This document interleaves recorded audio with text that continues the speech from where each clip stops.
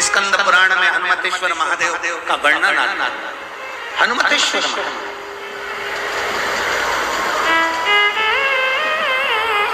गंधमादन पर्वत पर भगवान सीताराम सरकार बैठ गए। मुनियों ने, ऋषियों ने, तपस्वियों ने, साधकों ने आकर प्रणाम किया, पर उसमें से एक मुनि, एक ऋषि, एक तपस्वी, एक साधक ने कह दिया, अरे राम जी, आपने रावण को मारा, आपने कुंभकर्ण को मारा, आपने मेघनाथ को मारा, आपने ब्राह्मणों की हत्या करी है, इसलिए आपके माथे पर ब्रह्म हत्या लगी है,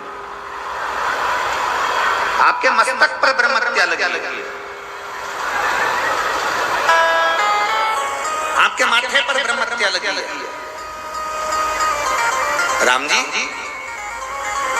जब तक आप शंकर भगवान के एक शिवलिंग की प्राण प्रतिष्ठा नहीं कर लेते, तब तक आपके मस्तक पर से ब्रह्म हत्या नहीं लग सकती, ब्रह्म हत्या समाप्त नहीं हो सकती।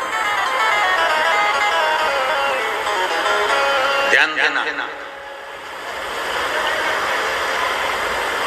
शंकर भगवान के शिवलिंग की प्राण प्रतिष्ठा अगर कहीं हो रही है, भगवान शंकर के मंदिर की प्राण प्रतिष्ठा अगर हो रही हो, तुम कुछ भी ना दे पाओ, मान लो प्राण प्रतिष्ठा में तुम्हारा 1 रुपया भी ना लगा हो, कोई बात, पर शिव महापुराण की कथा कहती है कि उस प्राण प्रतिष्ठा में एक बार अपने मोहल्ले में, अपने नगर में, अपने कॉलोनी में अगर शंकर की प्राण प्रतिष्ठा हो रही हो, 5 दिन, 3 दिन, 2 दिन, 1 दिन अगर प्रतिष्ठा हो रही हो, तो एक बार कुछ दे पाओ ना दे पाओ, उस प्राण प्रतिष्ठा में एक बेलपत्री, एक बेलपत्र और एक धतूरा शंकर भगवान की उस प्राण प्रतिष्ठा में जरूर देगा। एक बेलपत्र और एक धतूरा। धतूरा जानते हो सब लोग? जम के तो बोलो, जानते हो ना? कांटे कांटे होते हैं। सबसे पहला धतूरा शंकर भगवान के शिवलिंग पर किसने चढ़ाया? कोई तुमसे पूछे कि सबसे पहला धतूरा शंकर भगवान के शिवलिंग पर किसने चढ़ाया था, तो आप कह सकते हो जिस समय पर समुद्र का मंथन किया गया था, उस मंथन में विष, अमृत, माणिक, मोती, सोना, चांदी, रतन, आभूषण, औषधि सब निकलने के बाद फिर उसमें से निकला था अमृत।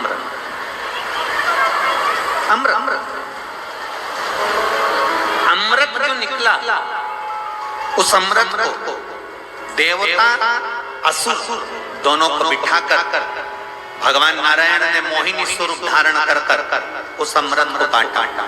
अमृत राहु ने पी लिया।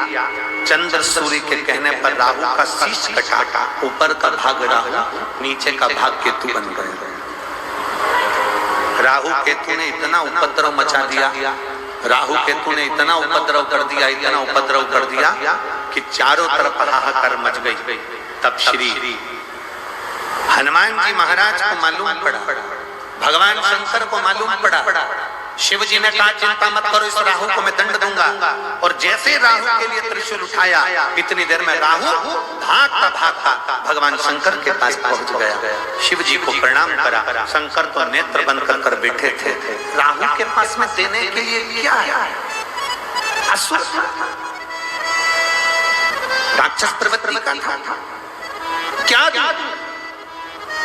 असुर प्रवृत्ति वाले ने कभी किसी को फूल दिया हो तो बात दूसरी है, असुर प्रवृत्ति का व्यक्ति किसी के लिए अच्छा बोला हो तो बात दूसरी है। पर राहु असुर प्रवृत्ति का होने के साथ, क्रोधीला होने के साथ उसने सोचा मैं भगवान को क्या दूं, तो फूल की जगह वो राहु एक धतूरा तोड़ कर ले गया और भगवान शंकर को चढ़ा दिया। शिव जी इतने प्रसन्न हुए, राहु से कहा मांग तुझे क्या चाहिए?